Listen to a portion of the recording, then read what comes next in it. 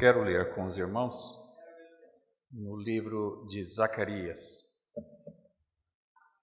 Então eu convido vocês a abrir a cópia da Palavra de Deus na profecia de Zacarias, capítulo de número 4.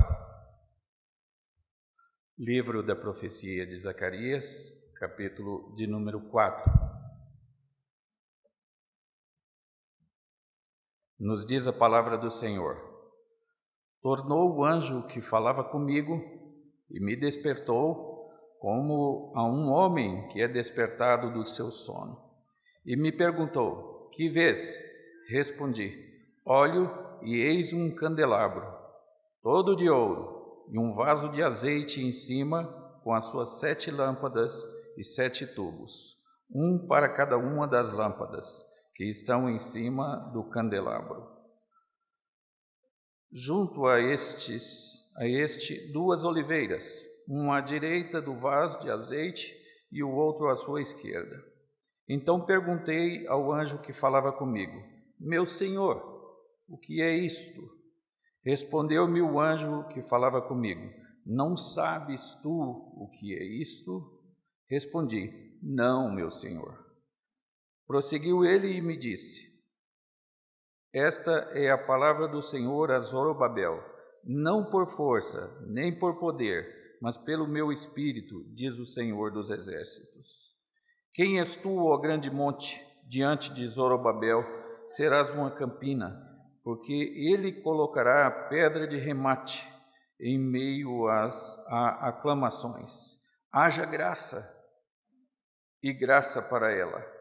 Novamente me veio a palavra do Senhor dizendo: as mãos de Zorobabel lançaram os fundamentos desta casa. Elas mesmas a acabarão. Mas para que saibais que o Senhor dos exércitos é quem me enviou a vós outros.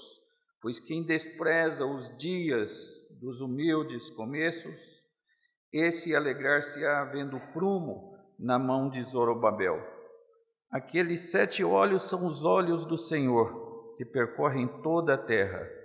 Prossegui e lhe perguntei: que são as 2 oliveiras, à direita e à esquerda do candelabro? Tornando a falar-lhe, perguntei: quem são aqueles 2 raminhos? O que são aqueles 2 raminhos de oliveira que estão junto aos 2 tubos de ouro que vertem de si azeite dourado? E ele me respondeu: não sabes que é isto? E eu disse: não, meu senhor. Então ele disse: são os 2 ungidos que assistem junto ao Senhor de toda a terra. Que assim nós sejamos agradecidos pela palavra de Deus que falou conosco nesta manhã. Amados irmãos, a mim me impressiona sempre a beleza da igreja, o valor da igreja, a importância da igreja.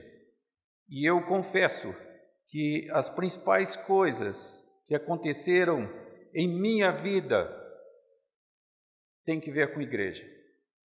As principais coisas me aconteceram na igreja. O de melhor que eu tenho, recebi na igreja. Então eu sempre me encanto com a beleza da igreja. E entendo perfeitamente a colocação do salmista no Salmo de número 27, o verso de número 4, quando ele coloca: uma coisa eu peço ao Senhor, e eu buscarei, que eu possa habitar na casa do Senhor todos os dias da minha vida, para meditar na beleza do Senhor. Então, irmãos, igreja é uma coisa sem igual, sem a qual não poderíamos viver, não é assim? Mas o texto de Zacarias nos mostra um quadro diferente. O povo tinha passado 70 anos no exílio e agora voltava para Jerusalém. Depois de 70 anos, muita gente ficou e não quis voltar da Babilônia. Muita gente ficou. E voltaram por volta de 50.000 pessoas para Jerusalém. E a decisão era de reconstruir a cidade, reconstruir o templo. Quando chegaram, então o templo estava em ruínas, totalmente destruído, e a cidade toda destruída. E aquele povo sem forças e sem condições para reconstruir o templo. Mas naquela disposição inicial, eles lançaram os alicerces, fizeram os fundamentos do templo. E 17 anos depois, aquela obra estava parada, não tinha sido recomeçada. Então, Deus chamou seu servo, o profeta Zacarias, para motivar o povo para reconstruir a cidade e para reconstruir o templo. Então, o anjo do Senhor apareceu a Zacarias, e em uma noite só, na noite de 15 de fevereiro do ano de 519, Zacarias teve 8 visões. 8 visões. Numa noite só. E a que consideramos aqui é a 5ª visão que ele teve nesta noite. Ele estava sonolento, por certo. Diz o texto aí, despertou-me como um homem que desperta do seu sono. Então, no verso de número 1, aí. E ele devia estar sonolento, mas Deus o despertou e deu a ele esta visão da igreja. Então, no verso 2, nós temos assim, e o anjo me perguntou, o que vês? O que vês? Respondi, olho e eis um candelabro todo de ouro, e um vaso de azeite em cima, com as suas 7 lâmpadas e 7 tubos. E vai explicando. O que ele viu? Um candelabro, todo de ouro. Isso para o povo era muito significativo. O candelabro, se a gente olha lá no livro de Apocalipse, no capítulo 1, no verso de número 20, diz que esse candelabro ou candeeiro simbolizava as igrejas. As 7 igrejas da Ásia Menor, naquela região da Turquia. Então, se o candelabro simbolizava a igreja, e esse candelabro do templo havia se perdido, Zacarias diz a eles que tem um candelabro no céu infinitamente mais bonito que aquele, porque aquele candelabro do templo tinha 7 lâmpadas. E esse candelabro aqui visto por Zacarias, ele tem 7 lâmpadas, mas em volta de cada uma das lâmpadas, mais 7 pavios acesos. Então tem 49 lâmpadas. Era um candelabro brilhante, brilhante. Esta é a figura da igreja, um candelabro de ouro e brilhante.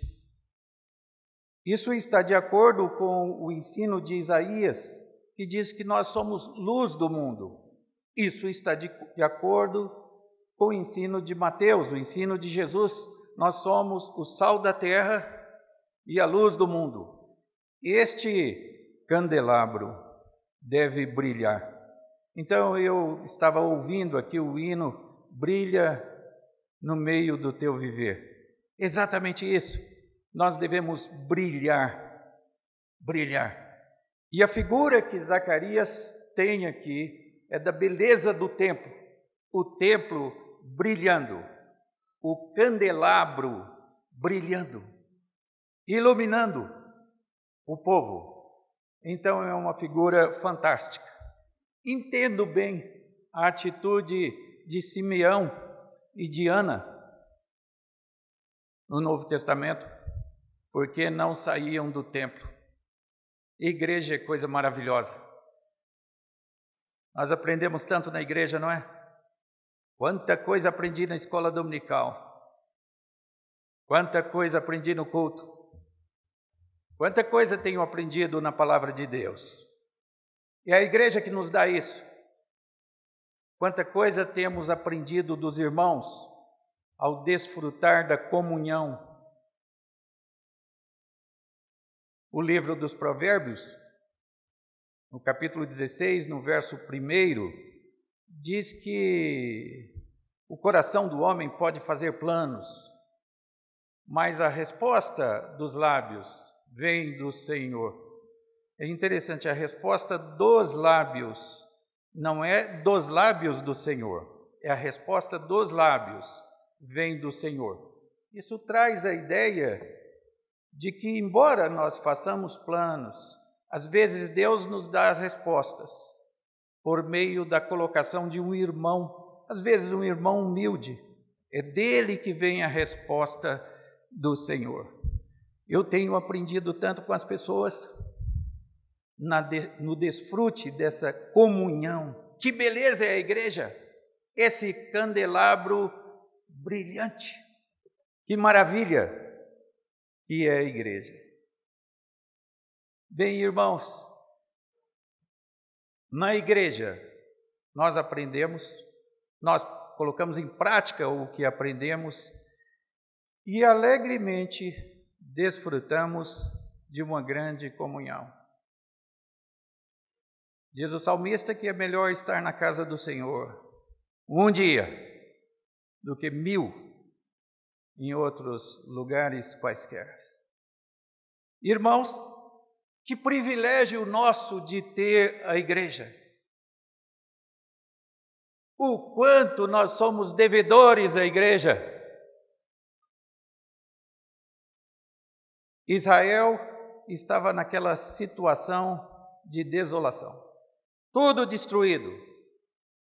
Os que têm acompanhado os noticiários, têm acompanhado também o terremoto na Itália e o grande sofrimento das pessoas ali.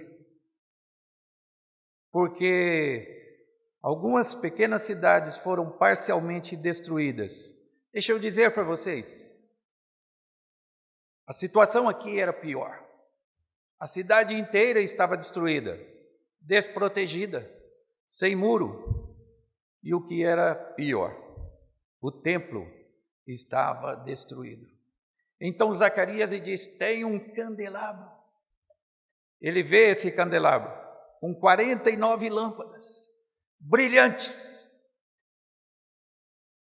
no céu, que ninguém pode roubar, que os reis não podem roubar, não podem levar daqui. Isso é grandemente motivador para o povo de Deus. Tem um candelabro para você ver. Maravilhoso, lindo. É a igreja de Cristo. É a beleza da igreja de Cristo. A beleza da igreja de Cristo também pode ser vista no seu ministério, E assim nós lemos no verso 3, junto a este 2 oliveiras, uma à direita do vaso de azeite e outra à sua esquerda. E essas 2 árvores aqui, essas 2 oliveiras, são um símbolo de Josué e de Zorobabel. Josué era o sumo sacerdote, Zorobabel era o rei, o governador. E então os 2 servos do Senhor colocados ali para o bem do povo de Deus. São assim também nossos dias, os diáconos da igreja, os presbíteros da igreja, os pastores da igreja, são colocados na igreja para o bem de vocês, para a felicidade de vocês. Como eu gosto de conversar com os meus colegas, de aprender deles. Quantas coisas tenho aprendido deles, mas eles existem para o bem de vocês. Não existe igrejas por causa de pastores. Existe sim pastores por causa de igrejas. Pastores por causa de igrejas.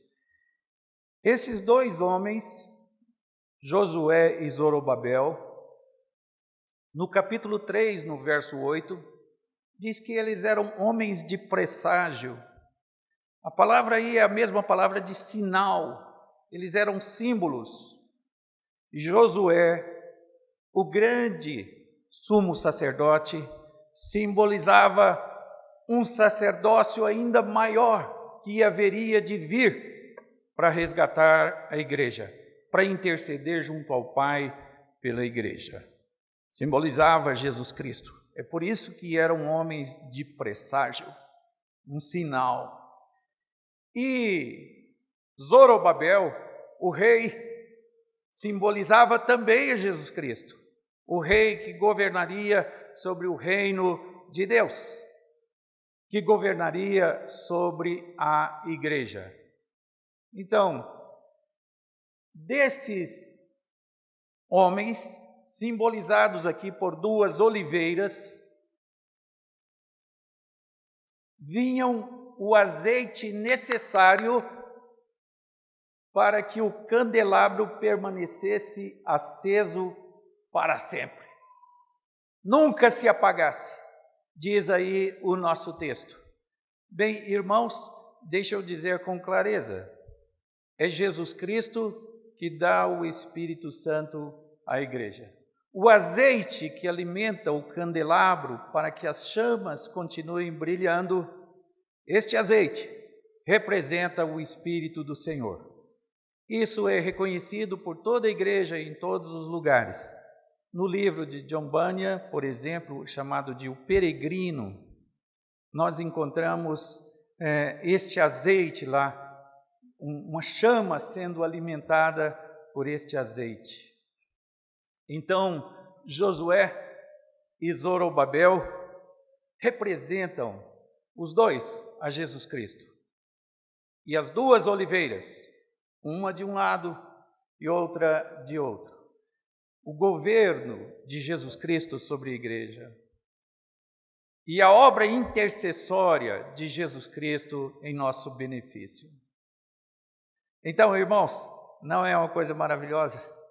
Não é uma coisa fantástica? Como é bom isso, saber que Jesus intercede por mim e que Jesus governa sobre todas as circunstâncias.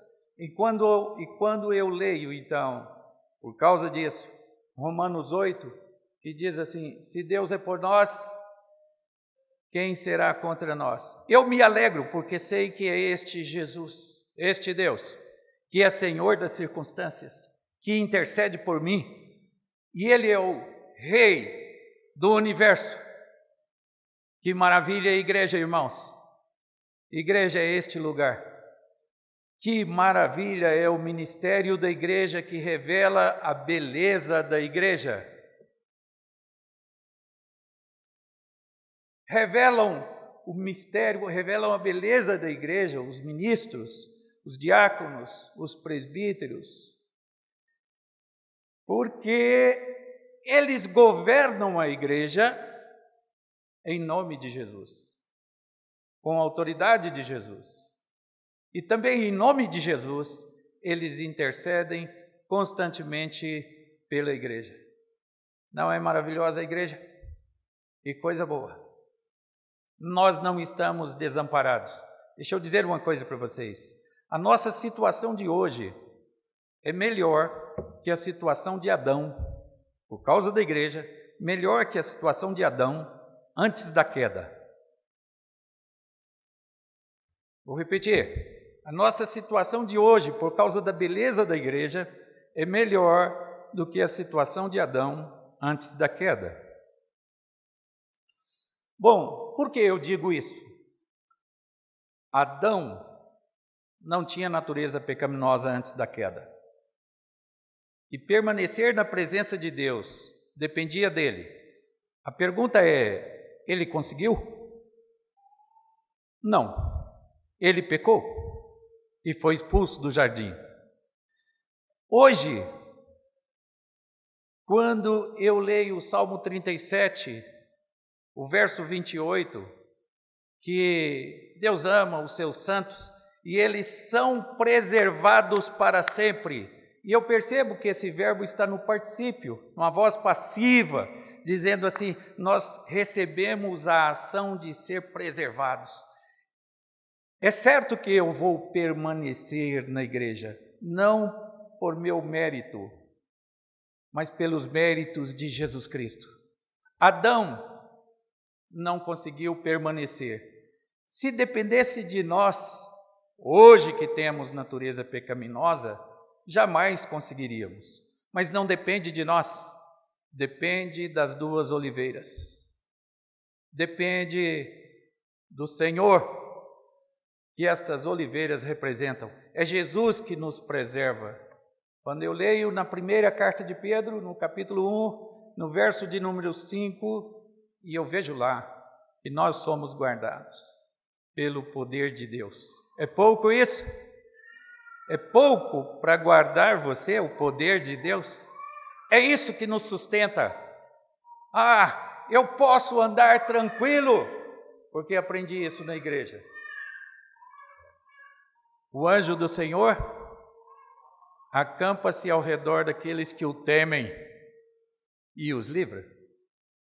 Isso é por causa da obra de Jesus Cristo. Então, irmãos, o ministério de Deus, o ministério da igreja, mostra a beleza da igreja. A beleza da igreja.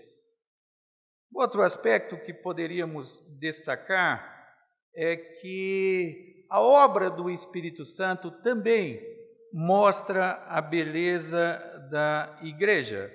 No verso 7, nós lemos assim: quem és tu, ó grande monte, diante de Zorobabel? Serás uma campina, porque ele colocará a pedra de remate em meio a aclamações. Haja graça, e graça para ela. E no verso de número 6, não por força, nem por poder, mas pelo meu Espírito, diz o Senhor dos Exércitos. A obra do Espírito Santo conduzindo a igreja é uma coisa fantástica.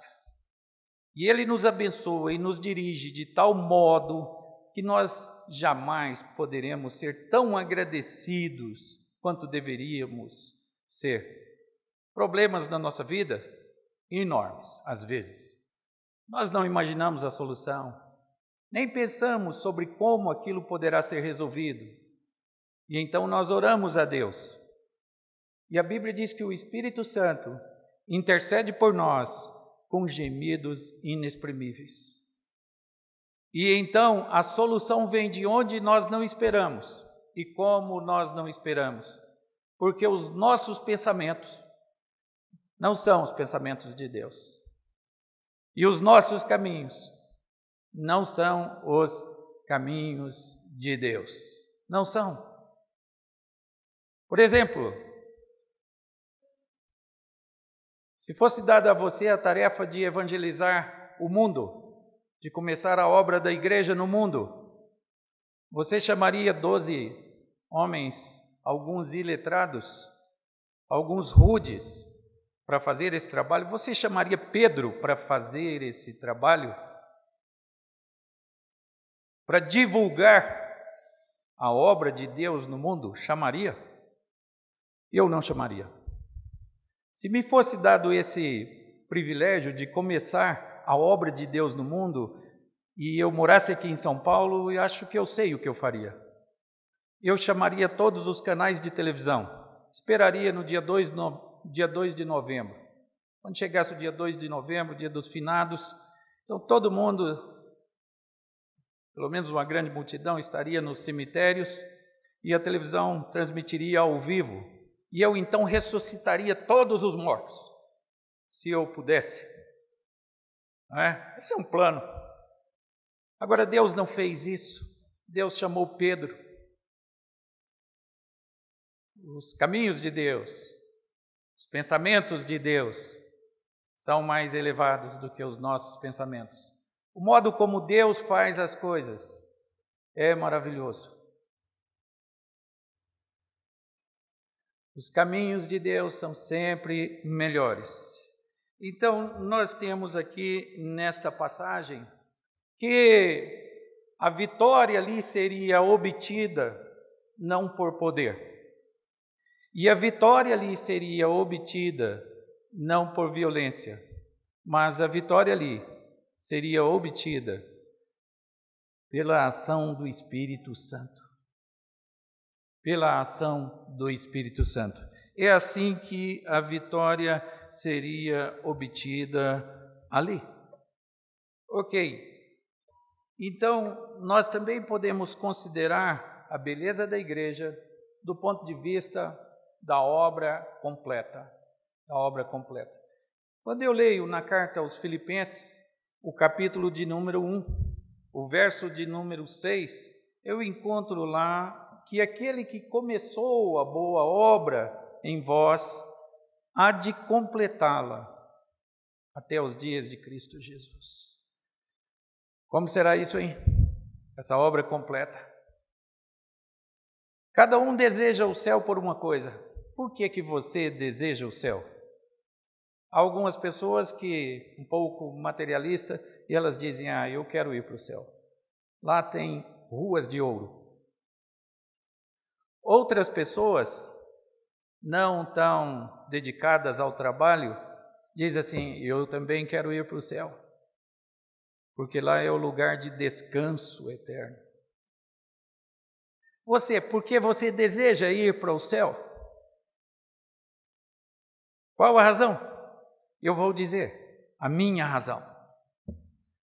O que mais me faz desejar ir para o céu é o fato de que lá eu poderei servir ao meu Deus com inteireza de coração, sem nenhuma presença do mal. Completamente. Isso é o que torna o céu mais desejável. Mais desejável. Então, a beleza da igreja, do ponto de vista da obra completa. E eu leio aqui, no verso de número 10, de Zacarias 4, pois quem despreza o dia dos humildes começos, esse alegrar-se-á vendo o prumo na mão de Zorobabel.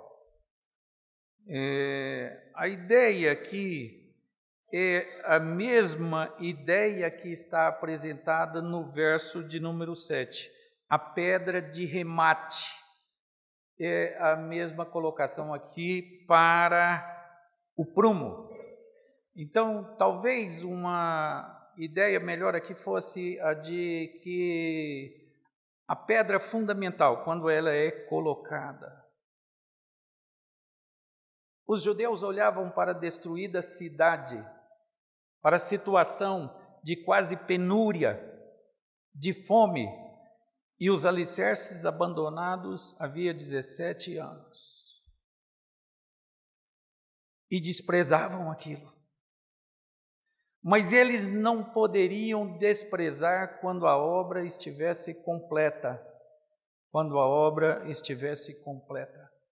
E a obra completa é Deus habitando com o seu povo e governando com o seu povo. Aquele templo precisava de ser reconstruído, porque ele simbolizava a igreja. Bem, irmãos, o templo da obra completa não pode ser desprezado agora. E quem olhar para trás vai ver que tudo antes era humilde começo. Tudo antes era humilde começo. Só. Então vamos ver esses começos. O primeiro templo que nós temos na Bíblia, templo é onde habita Deus com os homens. O primeiro templo, então, que nós temos na Bíblia é em Gênesis, no Éden. A Bíblia diz que Deus andava com os homens, como que pela viração do dia. Deus andava com os homens. Que descrição! É a mais linda descrição do livro de Gênesis, eu acho. Que Deus andava com os homens, como que pela viração do dia. Nada se compara a essa expressão, para mim, no livro de Gênesis. É o primeiro templo. O segundo templo é quando Israel saiu do Egito. E então, no deserto, uma coluna de fogo guiava o povo. E uma grande nuvem também guiava o povo. E essa nuvem e a coluna de fogo eram a presença de Deus. Onde parava a nuvem e a coluna de fogo, ali era edificado o tabernáculo. A palavra tabernáculo significa habitação de Deus conosco. Tabernáculo é o segundo templo. Segundo templo. O tabernáculo ainda apontava para frente. E então Davi fez um grande levantamento de ofertas, traçou planos e planejou construir uma casa para o Senhor. E Deus disse: você vai construir casa para mim? Não. Eu é que vou construir casa para você. E Salomão edificou o templo, onde a glória do Senhor encheu o templo. A glória do Senhor é uma figura do Antigo Testamento que aponta para a segunda pessoa da Trindade, que é Jesus Cristo, no Novo Testamento. Então, a glória do Senhor enchia o templo. Esse é o terceiro templo, a presença do Senhor e a habitação de Deus com os homens. O quarto templo é depois que esse templo de Salomão foi destruído, então nós temos a reconstrução aqui com Zorobabel e com Josué, nos dias do profeta Zacarias, profeta Ageu e profeta Malaquias. Este, então, é o quarto templo, a reconstrução daquele templo de Salomão. Muito bem. O quinto templo, quando nós lemos os ensinamentos do livro de Atos, no capítulo de número 2, nós encontramos coluna de fogo de novo, e agora pairando sobre a cabeça dos homens. E o que indica isso? No deserto, onde pairava a coluna de fogo, ali era o tabernáculo, a habitação de Deus com os homens. E o que Atos 2 simboliza então? É que agora a coluna de fogo, pairada sobre a cabeça dos homens, é aqui que mora o Espírito Santo. Isso está de acordo com o texto de Coríntios, que diz que nós somos o templo do Espírito Santo. Este é o quinto templo do Espírito Santo, o templo do Espírito Santo. E é a isso que Paulo se refere quando diz que aquele que começou a boa obra em nós há de completá-la até os dias de Cristo Jesus. A igreja do Senhor está sendo formada, o reino de Deus está sendo formado. Bem, e o sexto templo? Então, quem conhece o sexto templo nunca desprezará o sexto templo. Tudo mais foi só um humilde começo. É no céu. A presença de Deus, onde tudo está representado nessas figuras do Antigo e do Novo Testamento. Irmãos, pertencer à igreja é pertencer ao povo de Deus. Aprender da igreja é aprender de Deus. A comunhão da igreja representa o que seremos lá, todos, um só corpo, todos, uma coisa só. Somos um em Cristo Jesus. Somos um em Cristo Jesus. Então o interesse dos outros é e deve ser também o nosso interesse. Buscar o bem dos outros, às vezes acima do nosso próprio bem, Isso é o ensinamento da palavra de Deus. Esta é a beleza da igreja. Não percamos de vista isso. Encontrada aqui no candelabro de ouro, com 49 lâmpadas brilhantes, no seu ministério de Josué e Zorobabel, encontrada aqui na obra do Espírito Santo ao formar o seu povo, e ao conduzir o seu povo, e ao guardar o seu povo. Encontrada aqui também na comparação dos dias antigos com os dias atuais e os dias por vir, quando este templo terá acabado, terá sido concluído, e aí nós sim serviremos ao Senhor com inteireza de coração. E sabem o que mais? Ruas de ouro, mansões celestiais, tudo isso é só figura. É o que de mais precioso nós conhecemos na terra. Mas Deus tem preparado para aqueles que o amam coisas que os olhos não viram, que o ouvido não ouviu e coisas que o coração não sentiu. Que coisas serão essas? Que coisas serão essas, meus irmãos? Elas estão preparadas para mim. Esta foi a mensagem de Zacarias. Reconstruam o templo, as duas oliveiras, representando Josué e Zorobabel. E a ação do Espírito Santo e a obra concluída. Eu quero terminar dizendo o seguinte, que vocês formam a Igreja de Jesus Cristo. Vocês têm aqui um ministério ordenado por Deus, com a autoridade de Deus, para vos ensinar e para vos dirigir naquilo que deveis fazer. Vocês têm mais do que isso. Vocês têm a ação do Espírito Santo no coração, protegendo, iluminando, guardando. E vocês certamente comporão aquele grupo que vai adentrar ao verdadeiro templo, a Nova Jerusalém. E então, como serão vocês naquele dia?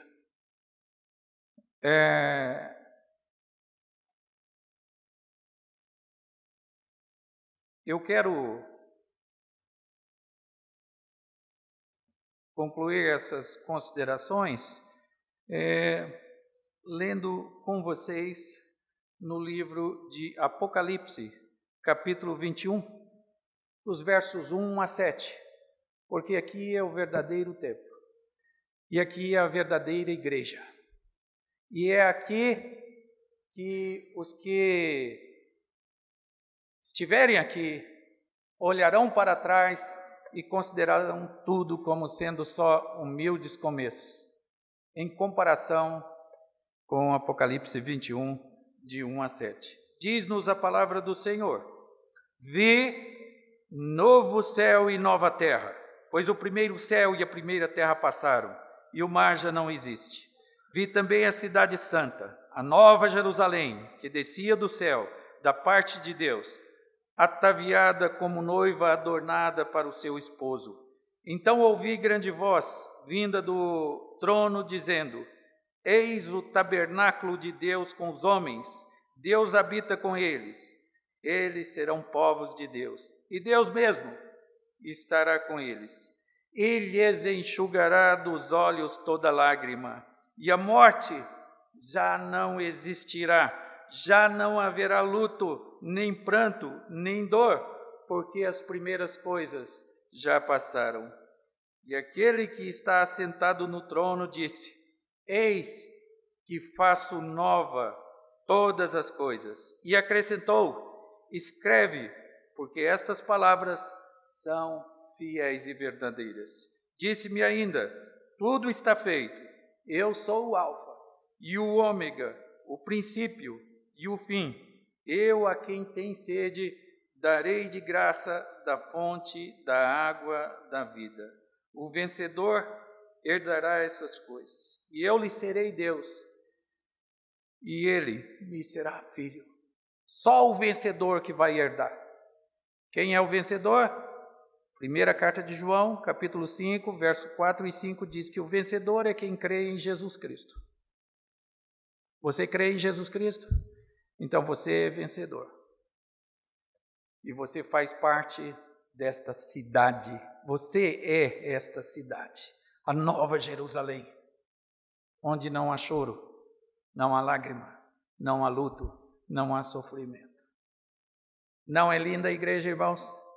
Então agora, quando vocês lerem a colocação do salmista no Salmo 27:4, uma coisa peço ao Senhor, e a buscarei, que eu possa habitar na casa do Senhor todos os dias da minha vida.